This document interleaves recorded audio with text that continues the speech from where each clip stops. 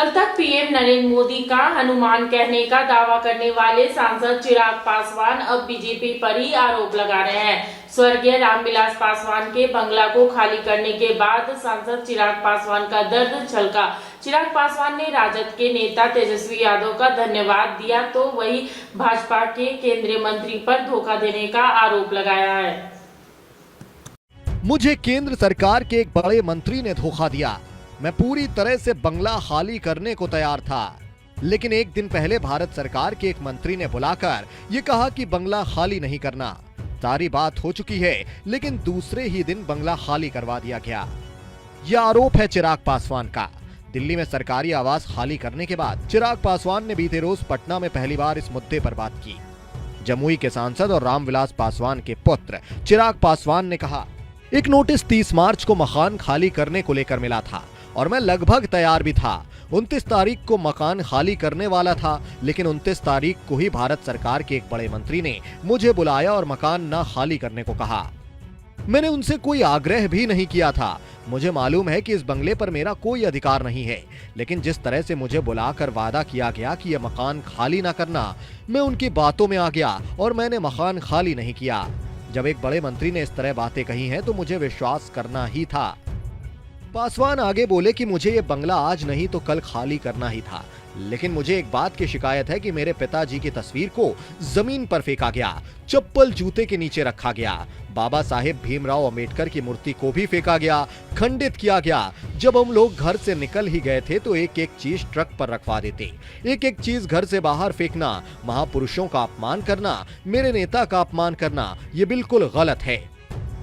उन्होंने अभी भी अपने बीजेपी से रिश्ते को लेकर कहा कि मकान के आधार पर गठबंधन नहीं होता, विचारों के आधार पर होता है। चिराग ने उस बड़े मंत्री का नाम नहीं बताया, लेकिन उन्होंने कहा कि वक्त आने पर उनका नाम भी बता देंगे। उन्होंने तेजस्वी को छोटे भाई कहते हुए कहा कि मैं अपने छोटे भाई तेजस्वी यादव को धन्यवाद करना चाहता हूं कि मेरी इस घड़ी में वो मेरे साथ रहे हैं। मैं कांग्रेस के उन चुनिंदा नेताओं का भी धन्यवाद करूंगा, उन्होंने इस घड़ी में मेरा साथ दिया है। मेरे पास आरजेडी और कांग्रेस के नेताओं का ही फोन नहीं आया है, बल्कि बीजेपी और जेडीयू के कई बड़े नेताओं का भी फोन आया था। मेरा परिवार तैयार था, मेरी माताजी, नानी सब तैयार थे और हम लोग जाने वाले थे।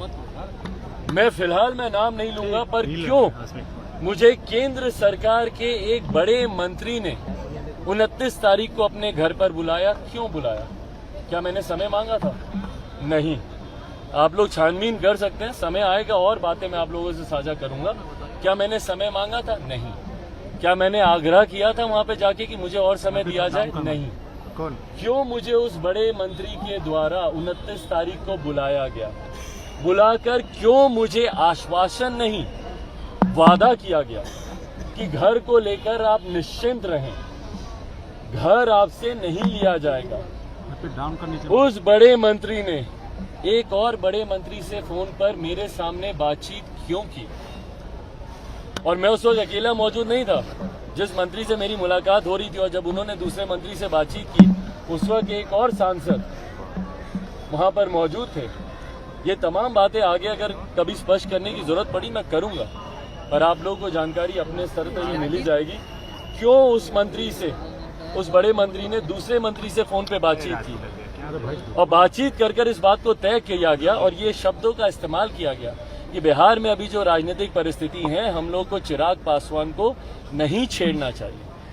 भविष्य है बिहार का चिराग पासवान, ये मौजूदा केंद्र सरकार के एक बड़े मंत्री, और मैं टॉप 5 रैंक के मंत्रियों की बात कर रहा हूँ, छोटे मोटे मंत्री के नहीं, जो सरकार में निर्णय लेते मैं उनकी बात कर रहा हूँ। क्यों उन्होंने फोन पर दूसरे मंत्री को ये कहा कि बिहार का भविष्य है चिराग, हम लोग को इनके मैटर में हस्तक्षेप नहीं करना चाहिए, मौजूदा परिस्थिति जैसी चल रही है चलते रहने दिया जाना चाहिए। उनके इस वादे पर उस रात मैं अपने परिवार के साथ 12 जनपद पर रुका और अगले दिन जिस तरीके से फोर्स भिजवाकर, भैया इतना क्या बुरा किया कि जिस तरीके से आपने फोर्स भिजवाई और जिस तरीके से उस फोर्स ने आकर हम लोग के सामान को बाहर फेंकने का काम किया।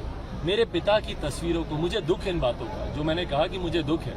घर मुझे आज नहीं तो कल खाली करना था, कोई दिक्कत नहीं है भैया, मैंने कर दिया।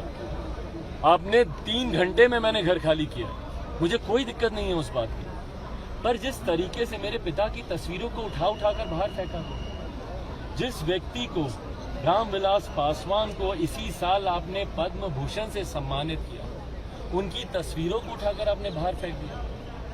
संविधान के रचयिता डॉक्टर बाबा साहेब भीमराव अंबेडकर की मूर्तियों को उठाकर आपने घर के बाहर फेंका। मेरे पिताजी की नेम प्लेट, ये तस्वीरें आप ही सबके उस पर मैंने देखी हैं, आप ही सबके माध्यम से मेरे पास वो तस्वीरें आई हैं, क्योंकि मैं तो दिन में ही घर से बाहर चला गया था। दुर्गा महारानी सेना जिंदाबाद, जिंदाबाद जिंदाबाद। धरती गगन में गूंज रहा है जय माता दी, जय माता दी। पर्वत चमन में गूंज रहा है जय माता दी, जय माता दी। बच्चा बच्चा बोल रहा है जय माता दी, जय माता दी। उस्ताद, आफत में पड़ी है जान। उस्ताद, उसके हाथ में तलवार है।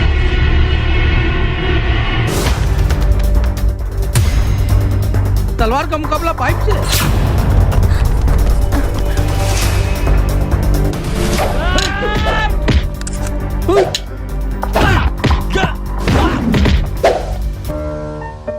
अरे वाह, आप तो हीरो हो। हीरो मैं नहीं, ग्लाइको पाइप है। अरे बॉस का कॉल। हेलो, आज का हेडलाइन क्या है? आज का हेडलाइन तो ग्लाइको पाइप है सर। ग्लाइको पाइप हम चुकाते हैं एक एक बूंद की कीमत। जब टूटती है आस, जब थकती है सांस, जब रूठते हैं अपने, मुंह मोड़ता है जमाना, जब अंगड़ाई लेता है संकल्प, फिर बनती है कहानी, बनते हैं अनमिट निशान। देखिए मेरे साथ संघर्ष की दास्तां।